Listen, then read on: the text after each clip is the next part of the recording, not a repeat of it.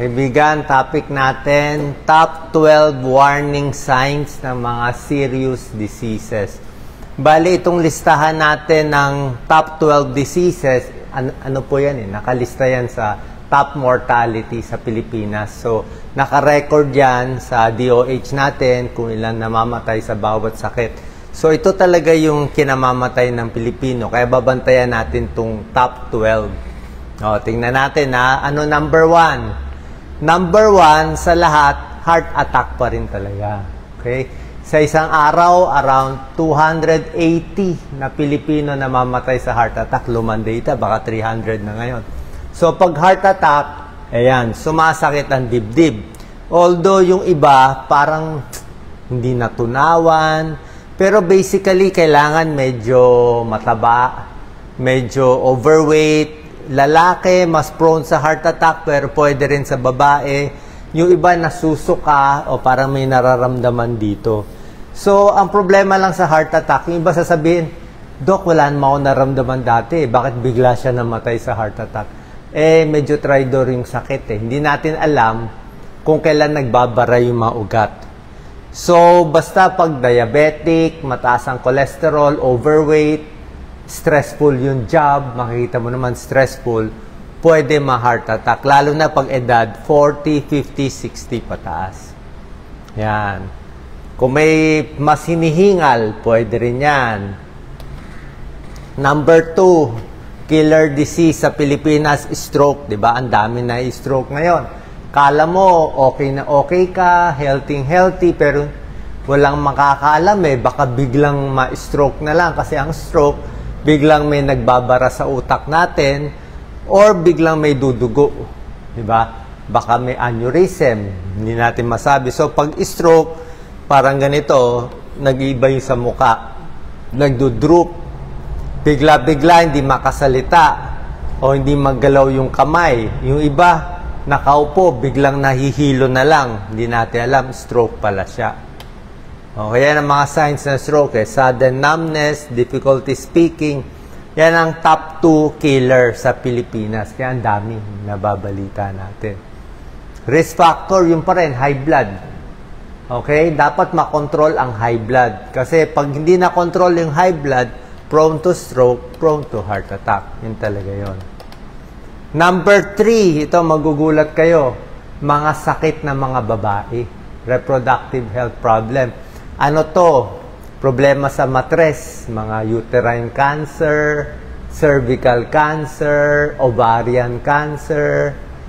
Yung mga iba, infection, dysmenorrhea, may mga infection sa puwerta, pwede rin. So, ang sintomas nito, may vaginal discharge.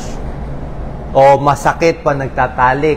O sa pag-ihi, may problema. So, marami yan. Female problems. Dumudugo. O madalas kung regla nila, hindi naman regla pero matindi ang dugo. Abdominal pain, nasusuka, pwede rin yan. Nilalagnat. Namamayat, pwede rin yan. Number 4, very deadly, breast cancer. Diba? Mainly sa babae. So, any bukol na makakapa, ano ang warning sign? May bukol sa breast. Diba? Kailangan na-examine yung breast.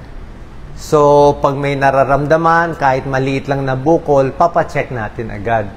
Kasi napakataas ng breast cancer sa Pilipinas, around 10% sa buong Asia, tayo pinakamaraming breast cancer. Kaya nga, I'm sure may kilala kayo na nagka-breast cancer. Tsaka minsan pabata ng pabata, 30 years old, 40 years old, 50 years old. Papacheck tayo sa surgeon or sa OB. Pwedeng OB-GYN or sa surgeon. Yan, More alcoholic, smoker, diabetic, mas prone magka-breast cancer. Lalaki pwede rin magka-breast cancer pero mas maliit ang tsansa. Paano maliit ang breast tissue ng lalaki? Number 5, ito common to sa Pilipinas. Lung cancer and lung problems. Yung, diba, hirap huminga, laging may plema, may dugo misa sa plema. Emphysema, very common yan. COPD, emphysema dahil smoker. Diba? Ang dami naninigarilyo. Ngayon, vaping. Vaping, papunta rin dyan. Lung cancer, ang dami rin sa Pilipinas niyan. 'Di ba? Hindi lang to, tuberculosis, ang dami sa atin. Pollution, sigarilyo, unhealthy foods, lahat yan. No? Lung problems. So. Usually, mas hingal o may huni. May huni. Difficulty breathing, hirap huminga. Lung cancer, siyempre namamayat. Tapos sa x-ray, makikita. Number 6, very common din to, mga problema sa tiyan. Okay? Kung mga ulcer lang, wag lang yung malalang ulcer. Kasi pag malalang ulcer, dudugo eh. O pag may gastric cancer, dudugo. O may colon cancer, dudugo din. May problem. Namamayat. Pero yung mga heartburn, GERD, dapat makokontrol natin. So, mga digestive problem.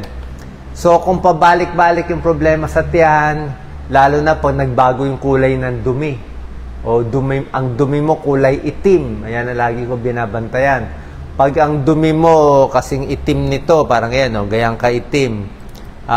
Yung black tarry stool, iba yung amoy ng may dugo. Ibig sabihin yun, yung dugong pula naghalo sa acid, kaya nangitim, para siyang dinuguan.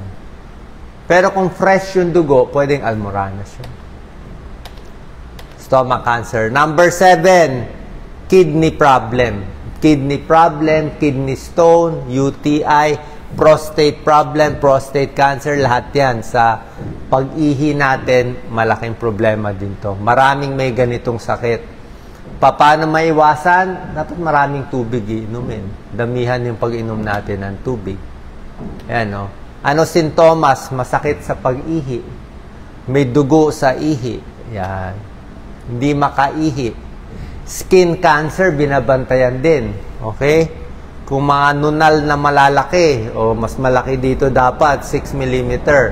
Pag malaki yung mga nunal, gaya na itsura, pwedeng mga skin cancer to Pwede mo focus, Doc Lisa.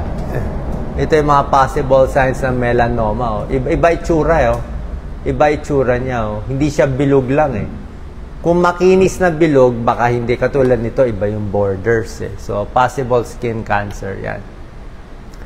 Risk for skin cancer. Huwag magpa-araw.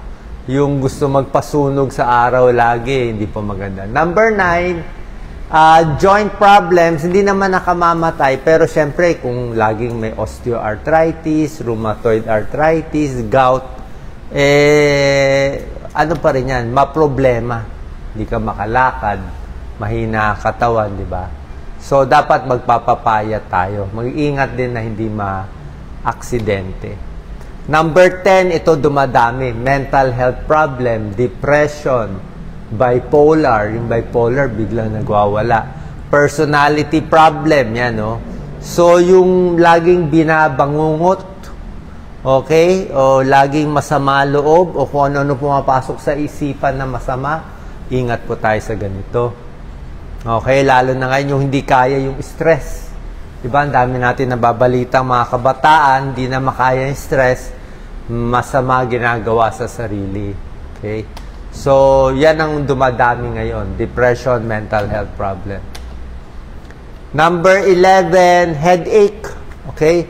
Headache, pwedeng tension headache lang, kung dito lang, minamasahe. Merong migraine na parang humihilab. Gumagaling din naman yung migraine. Pero ang ayaw natin sa headache, yung may bukol. Diba? Yung napapanood sa mga teleserye, biglang may brain cancer.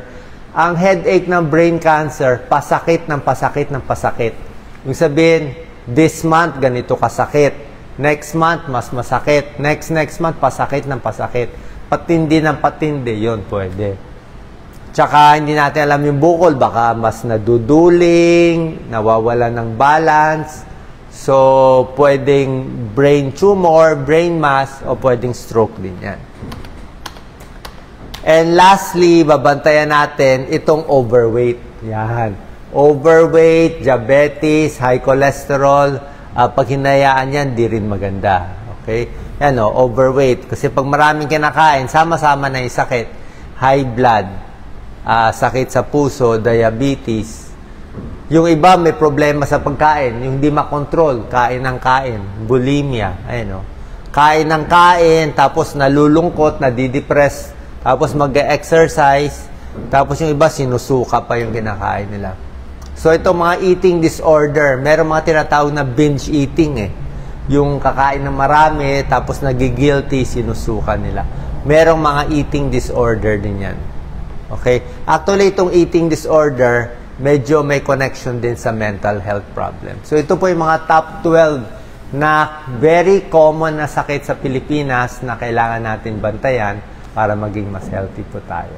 God bless.